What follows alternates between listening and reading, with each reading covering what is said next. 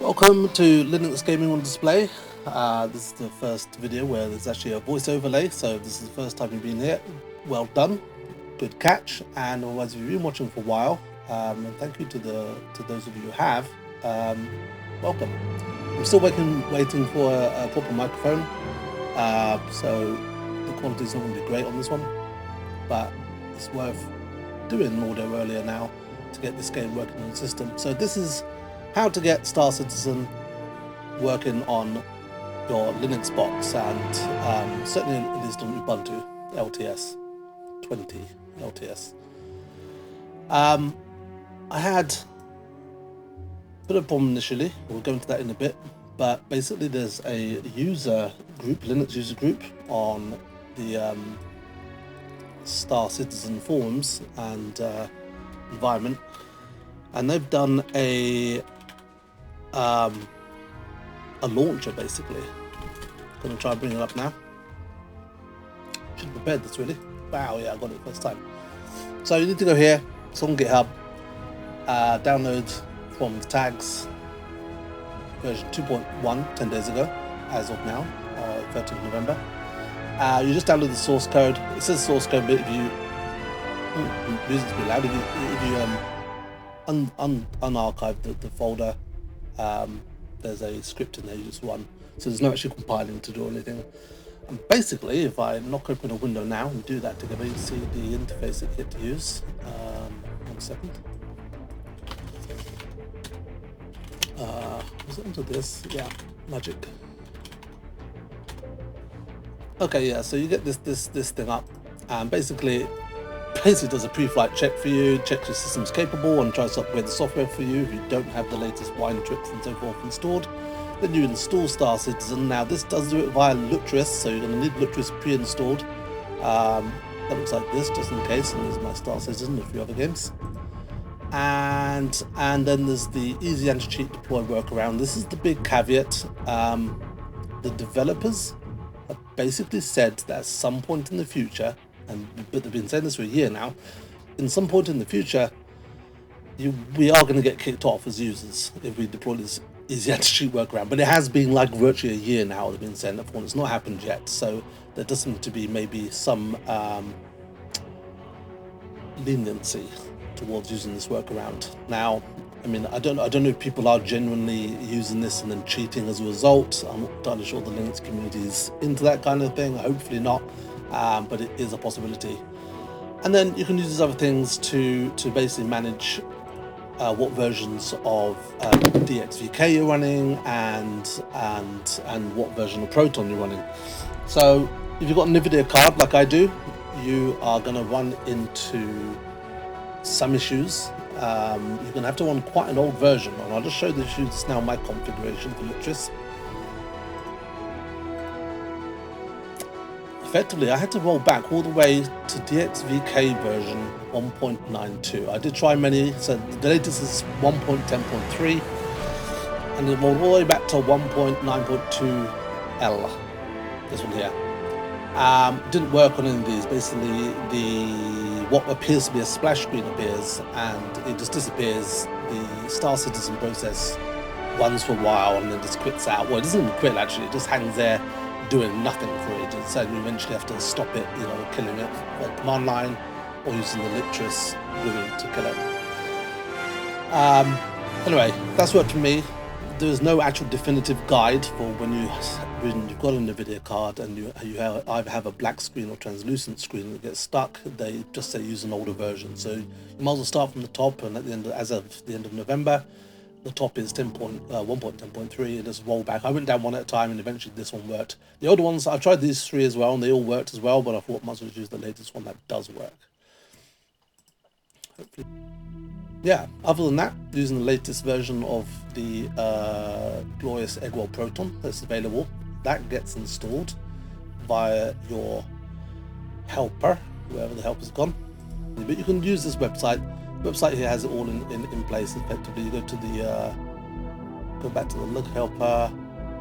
Just read just read this. It's pretty simple. Download it.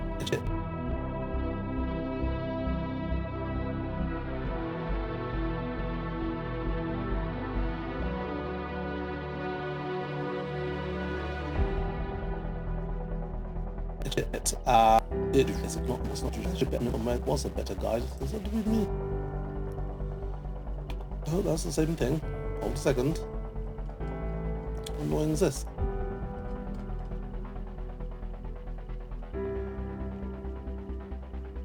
I'm sure there was a wiki page up here before when I came 10 days ago. It's gone. Anyway, it is not rocket science. You will manage it. So basically what you've done now, this will install, well, when you install it, it's a big install, right? So I'm in the UK. I've got a standard BT style 70 megabit line. Total installation was 5 hours, well, between 4 and 5 hours, and the total amount of disk space you require is around 130 gigabytes.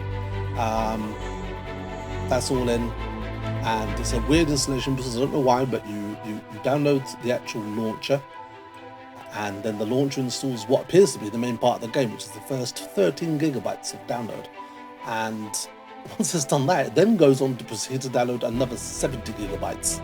And it unarchives some of this, and so total disk space actually used was 120 temporarily, and it comes back, 140, but it comes back down to about 120, 110, something like that, once it's all done. You have to create an account. It's not any problem like that on the Star Citizen website or Robert Space Industries website, and other than that, it's pretty good to go. Apart from the configuration, if you've got a Nvidia card, you need to use an older DXVK version, but once you've got that running, it pretty much works out the box. So we're going to launch into the game now. There's nice menu music, as you can hear in the background here. This music's coming from the launcher. It's configurable. You can turn it up and down and mute it if you like, but I quite like it, so it's there. Launch again. First time you launch, it takes a while to get in. And the other thing to keep in mind, I'll just mention whilst this is running, booting up. The first time, and it is documented in various places, but first time you play, it's got to build all the shaders and stuff, and so you might be familiar with some games rendering shaders beforehand. Okay, so this is an interesting error. It doesn't stop you from going, but the version of DXVK you're running doesn't notice or doesn't always handle the newer graphics card. It doesn't know the version numbers. So if you get this error message and you've got a 30,000 or 40,000 graphics card, don't need to worry too much. You just put the OK button, which is a bit difficult to see because the mouse goes invisible, but you can estimate it, and it will go into the game anyway. It's literally just a temporary message. If you've got an AMD card or not a newer Nvidia card, then you won't get that error message. Or if you use a newer version of DXVK even, then you also won't get that message because the newer versions understand maybe 30,000, 40,000 video cards. Anyways, the first to play, you get in the game, through the menus, choose a person, and then your own motion to video, start your story. And it's 5 to 10 minutes of shaders. It's insane. This is in effectively. I'm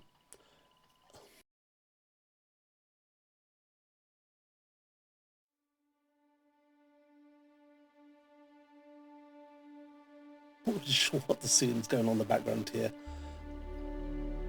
but lots of leaves are falling out of this tree, and I've left it 20 minutes and these leaves are still falling out of this fucking tree. Don't know why. Anyway, so you've got these two bottom game modes here are like side games really. This is just an FPS game, as I understand. I haven't tried them, but as I understand, this is just an FPS game. This one's a space shooter game, and the main game, if you like, is the persistent universe, where you actually go and beat somebody and you have a story and you collaborate, interact with people and other players and the NPCs and the rest of it. That's the one we're going to go into today. Let's go through the options quickly. So, got everything set as max as I can. I haven't tried. There is no DLSS or RTX options. The game was being developed. I can't remember now. It's almost 10 years. It must be. Certainly development's been 9 or 10 years, and I think the first alpha came out in 2014 or 2015. So, as far as I can tell, no DLSS or RTX or even AMD's blah blah blah technology, what they use, which is a bit like DLSS. I can't remember the name of FRS. I can't remember. Anyway, it doesn't matter. So we got it on my 1080 resolution, effectively full screen mode. Quality very high. There's no ultras. It's very high. And then I put everything else up to high manually, basically. But there's not actually a lot of options. Looks like it's got some support for head tracking software and stuff like that. You know, track IR probably. That's it. Film grain I've left turned on. You'll see this effect in the game. Not sure whether I like it or not, but I'm presuming it just smooths things over slightly to give it a slightly better appeal. I suspect with it off, things look a little old. I don't know, but let's start the game up. So the last time, all right, so yeah, my primary residence I chose was Area 18, which is the third planet in this Stanton solar system, run by a corp called Arc, something or another, Arc Corp, that's it, yeah. And that's where I logged out. I was there when I last logged out. I think I was sitting in a chair. And what we'll do is we're going to log in and probably just do a career mission because I haven't got much money and I've got the basic ship. Now, the last time I loaded in, which was a couple of days ago now, this loading screen took a long time. Now, when the previous time I logged out on in the middle of a planet I can't remember the name of, but it's in the middle of nowhere. I had just flown into a planet's atmosphere, landed, got into the bed of the on the ship, and then logged out. It was nice in sunlight as well when I logged out a few days ago. And when I next logged in yesterday, it was dark and really, really windy. Like the ship was basically being blown over. Also encountered a slight bug where the ship I had landed, obviously with the landing gear down, and when I loaded the game again on this planet, I had no landing gear, so the ship was trying to roll over, basically, was it on its hull, which was a bit disturbing the first time. Okay, so we're in. This is much quicker. The other one took a few minutes last time. Okay, so I'm not where I left myself. I'm now back in my flat. So this is where, if you're starting Area 18, at least you'll start off in the same bed. Moving around, this is all going to be really jerky, like very jerky, stopping down to 1 frame per second as it does shader rendering and stuff like that. You get a lot of messages top of the screen. You get used to just ignoring those. You can press the white bracket to get rid of them, but my god, they're not there for very long. Barely worth anything. So we'll just turn the lights on in the flat here, I think. Nope, that didn't work. What screen select? Maybe I didn't do it properly. Just to click and hold. Can't remember now. There we go. So this is your Area 18 flat. You can actually get in the shower. You can't have a shower. You can open the shower, and you can basically get the shower unit out, but you can't actually turn the water on. I don't know why. I don't know why. So I'm gonna try and see if I can get mission 1 here. Not tried before. You press the F1 key. You can get into what is this. You know, you bring up your forearm here, and this computer display, effectively your personal assistant, comes in and out. You can do all sorts of craziness from here. Look at the solar system map. Presumably that would be the universal, or at least multiple solar systems in the future. And what we're going to do is look at contract manager and try and get a delivery contract. So not very much money, 3,000, whatever AUCs are, AUECs. So pick up basically a package, ridiculous number you're never going to remember, from Arc's mining area 056 on a planet called Wala, and drop it off on a planet called Lyria. So let's accept that. Is there a time limit? Not that we can tell, but maybe there will be once we accept it. Accepted. Yeah, it doesn't seem like there's a time limit on it, so it's great. So I just need to remember to go to Wala. Now, remember, from my previous playthrough, it actually does mark it. So if I looked at the map now, call it Skyline, I seem to call it Skyline. I'm hoping, yeah, pick up package, it says there, pick up package on this planet. Oh shit, this is a weird thing. Right, to zoom into planets, like you have to double click them or something to focus on them, and then it does that. And even then you can zoom in too far and it just disappears. It's a bit bizarre. Turn it around also sometimes sends bits out the screen, so you right mouse to drag it around. Anyway, so this is Wala. There's our pickup there by the looks of it. God damn it. Click on the place you want to go to. Now, interestingly, in my flat, I don't have the option to set the route. Maybe it only happens in the ship. I haven't tried it outside of the ship before, so I will have to go to the ship. Press F1 to get rid of the computer, and let's go on a walk. Now, this could take a little while because the ship is down. It's not even near us. We're in our flat, and we have to get out of our block of flats and take a bus to the space station. And now I definitely left my ship in Hangar 4. It'd be interesting to see where it is. Damn, I haven't got FPS turned on. I'm gonna just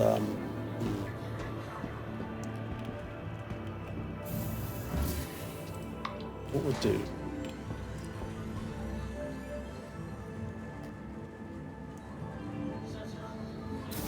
I'm gonna have to quit the game and turn the FPS on. Please hold. Okie dokie. So we're back with some frame rate stats and stuff. I'm gonna turn VSync off here so we see what maximum kind of frame rate we get. Do you want to keep it? I do want to keep it. Cool. So that's hopefully. I mean, it's still banging on 60 there. I don't know if that's actually. What was that? It's back in the persistent universe. Hopefully, we'll just get straight into the lift. That's due. They'll see not doing too much here.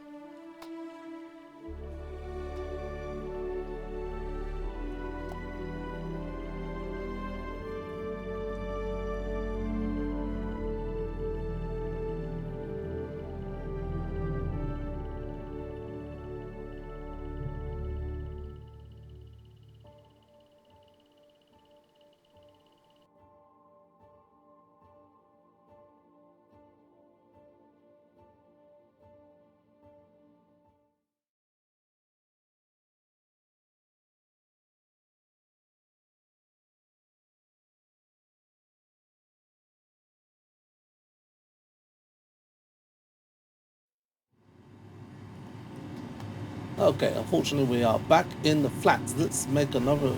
Right, we won't bother looking at lights in this time with the shower. You know, let's make a run down for the lift. Interesting.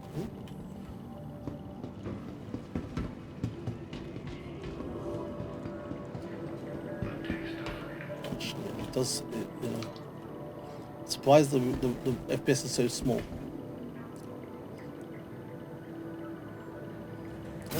Yeah. This feels actually worse somehow. It feels worse. Turning off VSync.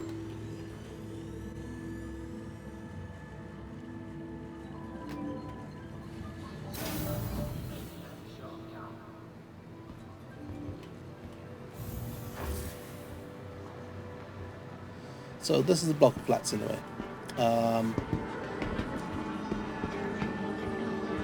I'm going to try and remember how to get to the... I think there's a shortcut to my... No, it's not that way. There's a shortcut to get to the bus or the train. Which I remember. This isn't shortcut, this is longer. This is fancier. Train.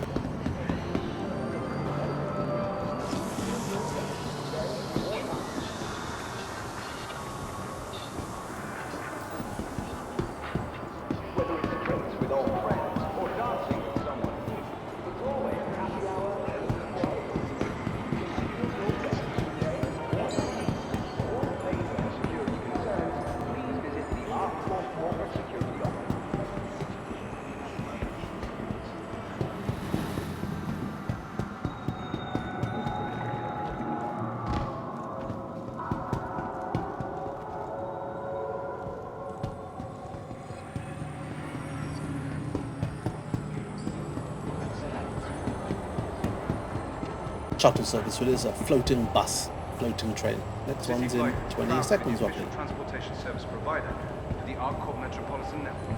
A little look at the graphics here. See, there's detail in the glass, quite nice. Large environments, all seems to be rendered, no actual no paintings.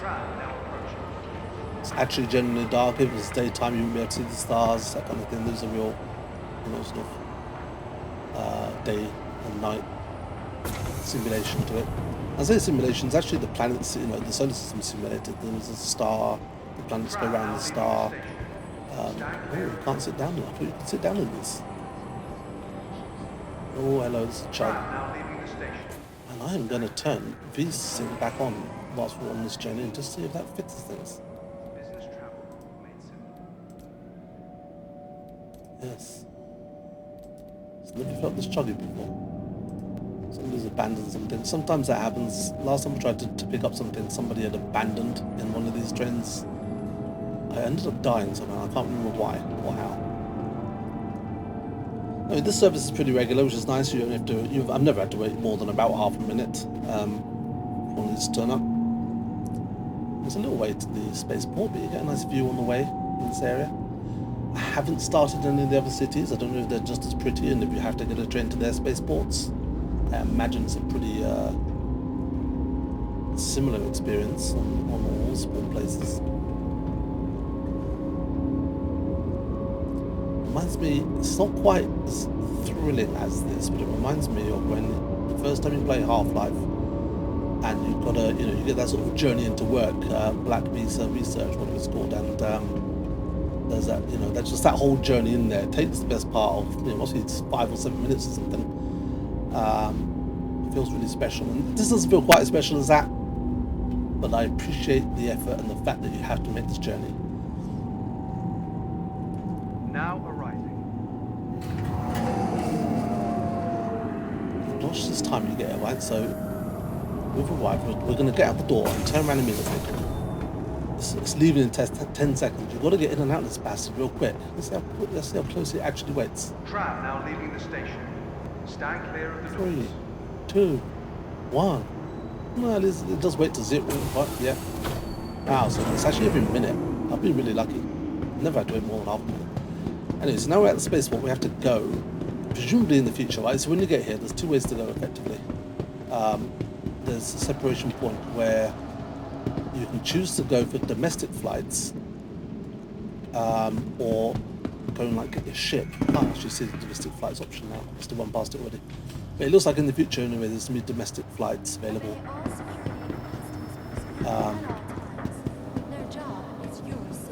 Anyway, yeah, we're gonna. I presume that's another player. This is the thing. I don't even know what these people are. Is that another player? No names? Can I? Can't interact seemingly. Oh yeah, so commercial flights and hangars. So commercial flights is right at the end. In fact, let's just call our shipping first. For the latest travel information, be sure to check the departure and arrival boards. Welcome to the ASOP vehicle If you have multiple ships that will be listed here, and you can retrieve them. They must, they put them in some special storage. So we're going to retrieve it. Vehicle selected. Stand by. I'll be interested in the day that this is busy enough, because there's 10 hangars. We're 3, and there's only 10 hangars according to the lift system. I'll show you in a second.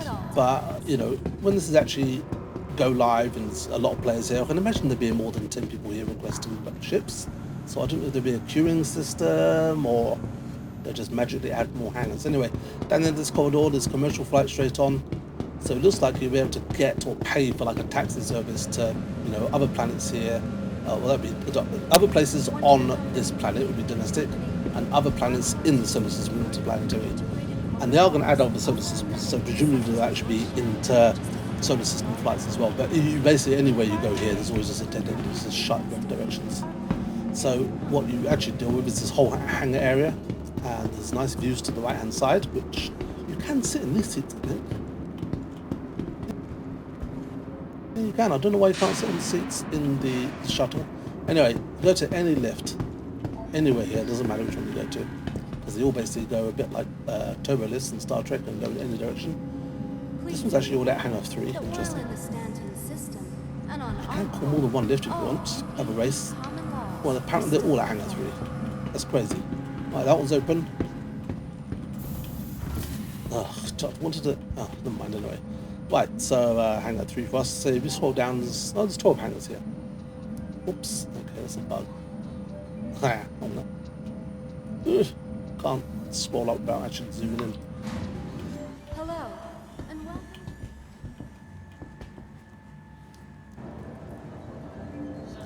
Right, so there's the there's my ship.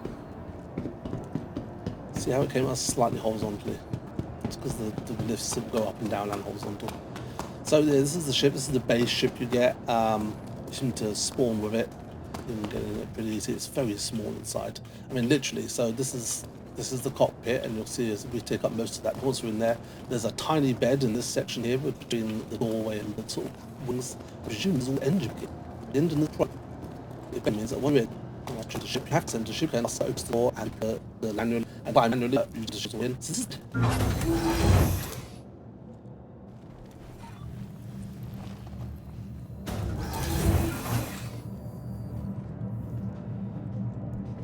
the bed area you can sleep in. There's the doors, and there's where you fly. So everything behind that must be engines, and more importantly, everything you cover, everything cargo-wise, has to fit into this little area here. If I do an external view on the character, you'll see that. Oh, I need to put my helmet on. Helmet on. Oh man, let's go to the chat. Helmet on. Oh no. Helmet. Really need helmet on. Helmet on. Well, this is going to be scary. I'm going to get out the ship because this is a bug. One of my friends played this. You have to take your helmet off. You get thirsty and hungry and stuff, and you have to take your helmet off to eat, which I think is really good realism. That's realistic. The trouble is, if you don't have your helmet on, when you then go to a planet, you'll just die. And my helmet button is not working. Let's see if I can put it on this way. Great, there we go. Magical. So that was I for infantry, and now we've got one. Right, back into the ship. I should demonstrate how small it is, because the chap can't even actually stand up properly. There's not enough space for him to stand up properly in the ship. Okay, well that's okay. Well, yeah, brilliant. Camera angle's not assisting me here. That's amazing.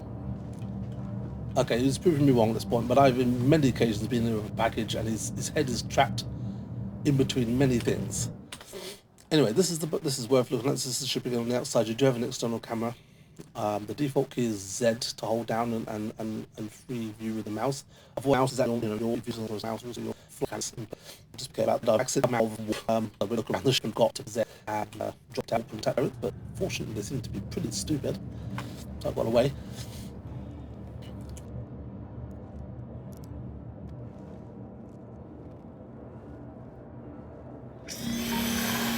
Right, in the ship we need to turn all the electrics on. That also does the engines, the shields. Welcome to Robert Space Industries. Enjoy the ride. System check. The shields start charging up down here. You can turn the craft off again with this power off button here, and there's communications here. And basically we need to leave. Now, you leave most spaceports so far that I've encountered above you. So this big hangar up there, that will actually open up once we talk to the people and ask to leave. So we need to actually try and set routes. We need to set route to this package. So I'm going to press F1.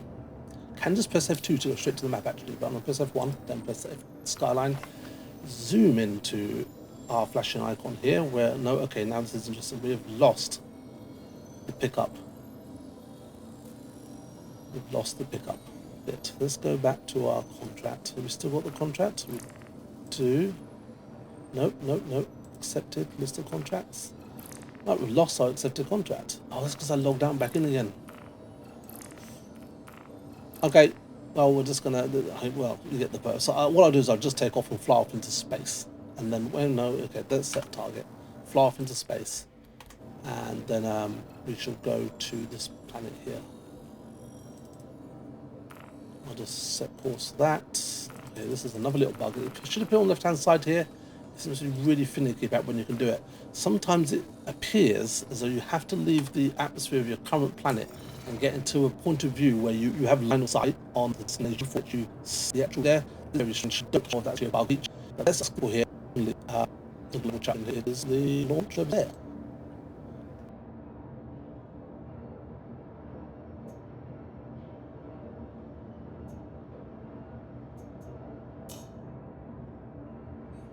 You are clear to launch. Right, click to launch, it says. So let's have a little external view. Can I do this? Can I look up from here? Nope, because the boat's in the way. If I look up here, it's around above able to start that. Spacebar allows us to launch to spacebar. Send the gear to CMF and press N.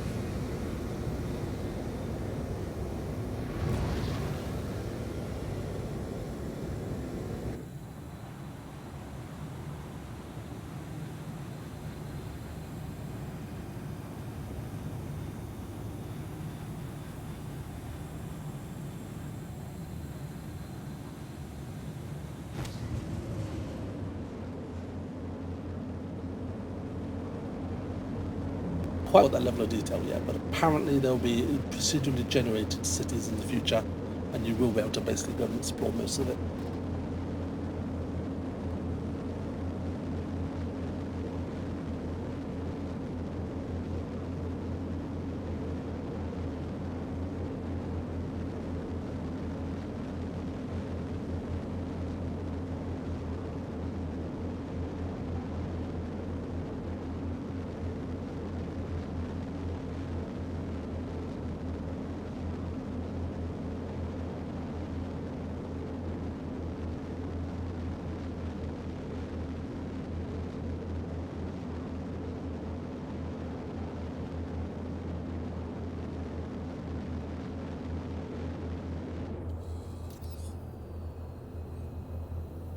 So, a little bit of afterburner again. Afterburner readout there is on the left hand side of the velocity indicator, slowly going down, 85, 84, 83, 82. Now again, the frames per second here, we're showing, you know, around 40 frames per second. It doesn't feel that, but maybe it's a bit like a flight simulator at this point where things are so slowly happening it doesn't matter too much. I'm going to try and set course to this other planet again, now with this high up. Set route. Nope, still let them do it. Clear route. Okay, this does it. Clear route. Set route. Nope, nothing. Let's try something like this. Set route. Nothing. Let's try something in the opposite direction. Set route. Nothing. Oh no, that worked. That worked. That worked. It's a bit hidden behind my Mango display there, but the readout, but it did go in there. So that's going to cost us 26 somethings. I don't know if it's kilos or fuel or units, just 26 units for it. Might be kilos. No, I can't remember. But anyway, let's see if we can get to this one. Can we get to Arc L1? That's not coming up. So it's stuff. It does seem to be, if you can't eye of sight it. Let's see if we can do this. You've even got a clean line of sight. Can't set. The only thing we seem to be able to see is this direction. I can't believe it requires a line of sight. That just seems absolutely insane.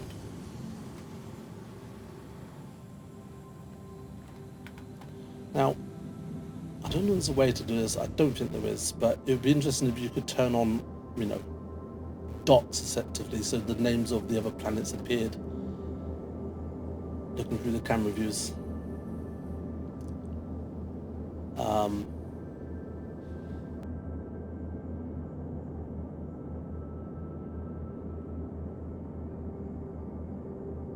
If I look back at the map, the star is here in the middle. We must be on the dark side of the planet here. Can I actually even, can I zoom in and actually clarify that? Can we see ourselves in space? Oh, we can. That's us. That's that triangle's us. So yeah, we're basically the reason you seem to need straight line visibility to set a route to somewhere, and we can't. The only reason, the reason we can set a route to this place is because it is on the side of the planet that we are. I didn't really messing this up. Anyway, we want to go to Wala. No, we don't. We don't go anywhere. Oh man, let's go to Lyra then. We should be able to set a route to that. We can. Short route, so we won't get much graphics. But once we get to there, we should then be able to see a further away destination back into the solar system and do a longer route. So let's just do this for now. Once you've set a route like that, you see on your little mini map. Damn, how can I show this? On the little scanner device there, the green and white line shows you which direction that target's in. Line up to it basically. You press B once to activate what is effectively the warp drive, but they call it the quantum drive. Wait for it to sync itself, just jumps up to 100%, and once it's done that, you press and hold B for about 2 seconds to activate the actual drive. If you just single press B again, it will turn it off. So this shouldn't take too long. You see the number of kilometers jumping, going down pretty quick, 80,000, 70,000, 60,000, and so forth.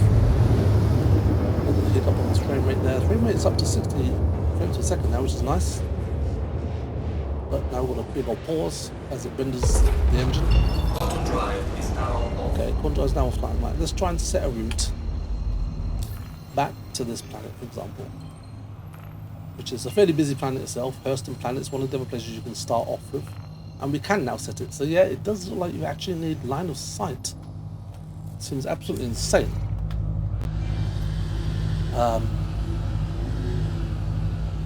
Behind you? Is that behind me? Attention. I have been authorized to Oh, scan there's your a ship vehicle here. for security Okay, let's purposes. just Please hold your come to vehicle a and stop. stand Let's, by. oh, there he is. Not seen this chap before. Well, okay. That's joking movement. I presume you're scanning me. No visual evidence you're scanning me, but presumably you're telling me that's fine and fly off in a minute. Scanning progress. All right. Everything checks out. You're free to go. Why, thank you. He's just hanging around now like a bad smell. 177 meters away. You can fly away now. Never mind, say. So anyway, let's line up this planet again. Hurston. The calibration is taking place of the quantum drive, and then we're going to hold down the B button for a couple of seconds again. Quantum drive is now on. Actually, so we're off. So this is 22 million kilometers away. This takes a few minutes to get there, but whilst it's doing there, we can just have a few final nice shots of the game. And once we get out of warp, or maybe even sooner, we'll just bring it to a close. But it's enjoyable on Linux. It's it seems to work just as well as it did when I once tried it on Windows a while back. That was a while back though. The graphics looks pretty nice. Like I said, no DLSS or RTX, obviously, which is obviously available. I haven't researched whether it actually is. If, like for example, a newer version of DXVK was working, but I doubt it because the game's a little bit old in the tooth now. It's got beautiful music. When you're approaching a planet, down the end of the tunnel here, where we're actually warping to, or quantum driving to, whatever the terminology would be, it does appear as like a pin dot, and it slowly grows as you get closer and closer. But you have to be quite close for that to happen initially. Nice effect here. Don't know what it actually represents, but quantum photons or something? Don't know. Anyway, good luck. It's pretty easy to install with that lug helper that is at the beginning of the video. I put a link into that in the description, of course. And you really just follow the instructions, just do it step by step, and launch it. The only thing, if you've got the Nvidia graphics card, you're going to need the old version of the DXVK drivers, 1.9.2. At least that's what I did. You might want to just try newer than that. If you just do it one at a time, you'll know which ones do and don't work, because the game won't launch and you'll have to kill it each time. The launcher always works when you just from crash our aims. I don't want it from SSD. If you don't want it from SSD, I probably wouldn't bother trying. It would be a miserable experience. Okay, thanks everybody. Good luck. Leave messages down below and like and all that bollocks. And yeah, till the next one. Thanks.